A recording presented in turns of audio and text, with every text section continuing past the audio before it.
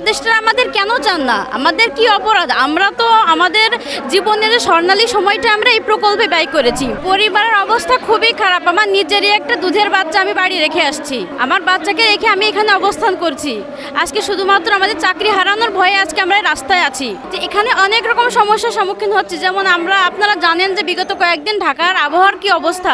এখানে যেমন রোদে পড়েছে তেমন বৃষ্টিতে সবাই খুবই খারাপ অবস্থায় দিন পার করছে এবং আমাদের সাথে আমাদের উপর মহল থেকে কোনো ধরনের কোনো যোগাযোগও করা হয়নি। আমরা খুবই খারাপ অবস্থায় দিন পার করছি। আমাদের তথ্য আপাদের ভিতরে 2 জনে অসুস্থ আছেন এবং আমরা এই 3 দিন এক প্রকার না খেয়ে আছি। না খেয়ে আমরা এখানে অবস্থান কর্মসূচি পালন করছি। এবং সিকিউরিটির কথা বলা যায়, মেয়েরা কখনোই রাস্তাঘাটে কিন্তু সিকিউরিটির ভিতর থাকে না। এখানে আমরা অবশ্যই সমস্যা আছে, তবে এখানে আইন শৃঙ্খলা বাহিনী তারা দায়িত্ব খুব ভালো পালন করছে। আমাদের ওরকম কোনো সমস্যা হচ্ছে না। চলমান থাকবে আমাদের দাবি, যতক্ষণ পর্যন্ত মানা না হবে ততক্ষণ পর্যন্ত আমরা আন্দোলন চালিয়ে যাব। আমাদের প্রধান কার্যালয় থেকে বলা হয়েছে যে উপদেষ্টারাই তোমাদের চান না।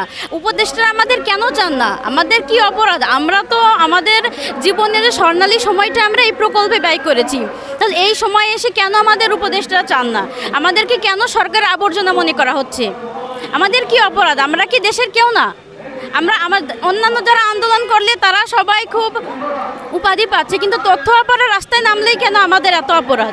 আমাদের কি অপরাধ? আমরা উপদেষ্টাদের কাছে এটা জানতে চাই যে আমাদের কি অপরাধ, আমাদেরকে কেন রাখা হবে না?